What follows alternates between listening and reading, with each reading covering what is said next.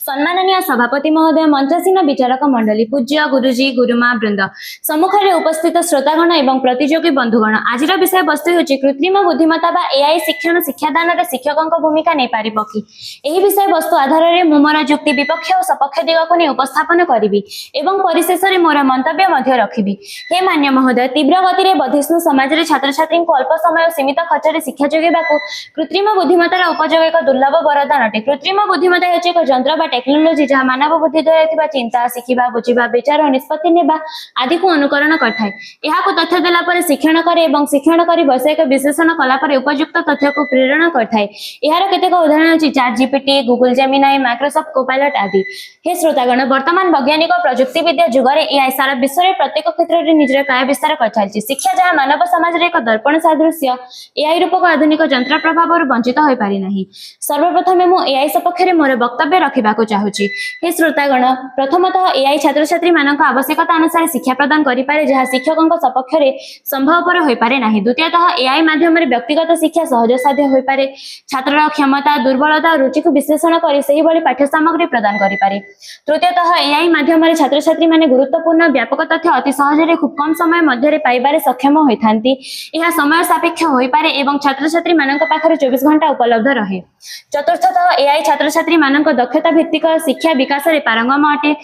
पंचमतः AI गणित और विज्ञान भली विषय सठिक समाधान विस्तृत तथ्य प्रदान करें। षष्ठतः शेष एआई छात्र छात्री एआई विश्वव्यापी संसाधन को एकत्रित कर छात्र को भाषा, संस्कृति, ज्ञान और अभिगम्यता प्रदान करें। उदाहरण स्वरूप Google classroom, Khan academy, Microsoft teams भली अनेक प्लाटफर्म शिक्षण को आकर्षण करुछि। वर्तमान मु एआई विपक्ष में मोर वक्तव्य रखा चाहूँगी। हे विचारक मंडली, मनीष एक सामाजिक प्राणी। तार सकल कार्य, तार परिवेश, तार शारीरिक स्थिति, मनर आवेग और भावावेश पर निर्भर करथाय। शिक्षक केवल ज्ञान प्रदान एक माध्यम नुहंती, से छात्र छात्री को प्रेरणा देथांती। संवेदना, सहानुभूति, नैतिक शिक्षा तथा आत्मविश्वास बढ़ाइबारे सहाय्य करथांती। शिक्षक पुणी छात्र छात्री मानक सामाजिक और आवेगिक दक्षता विकास में सहाय्य करथांती। किंतु एआई एही सब मानवीय संस्पर्श और आवेगिक समर्थन प्रदान करिबारे संभव नुहे। हे श्रोतागण, शिक्षा जे केवल एक विषय ज्ञान पाई उद्दिष्ट ताहा कदापि ग्रहण योग्य नुहे।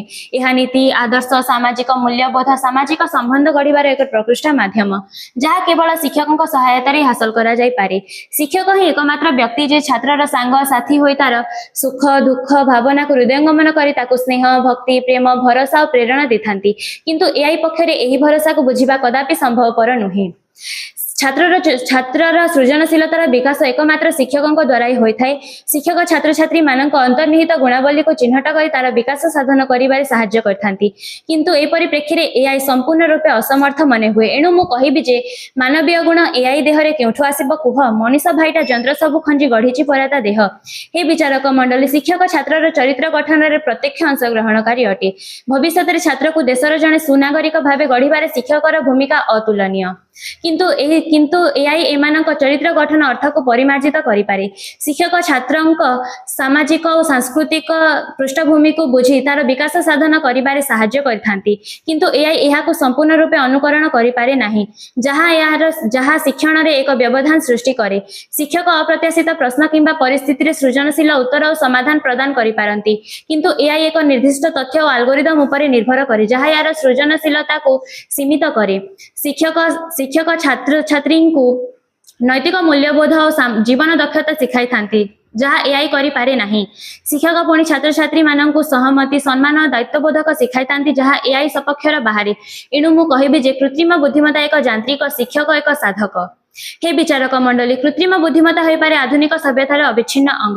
एआई हो पारे प्रतिक्षण उपलब्ध समस्त समस्यार समाधान। किंतु जे एआई शिक्षकों स्थान नहीं पारिबो एहा मो मतरे कदापि ग्रहण योग्य नुहे। एणु मु कहिबी जे यंत्रटी हो शिक्षकों स्थान नहीं जे पारिबो नाही, एआई हो कि कोमल शिशुर चरित्र के पारिबो गढ़ी। हे विज्ञ व्यक्तिगण, जदि प्रश्न करिबा एआई केबे माता पिता तुल्य शिक्षकों स्थान नहीं पारिबो ताहेले उत्तर मिलिबो ना, कदापि नुहे। शास्त्र रे मध्य कुहा जायछि गुरु ब्रह्मा, गुरु विष्णु, गुरुदेव महेश्वर, गुरु साक्षात् परम ब्रह्म तस्मै श्री गुरवे नमः।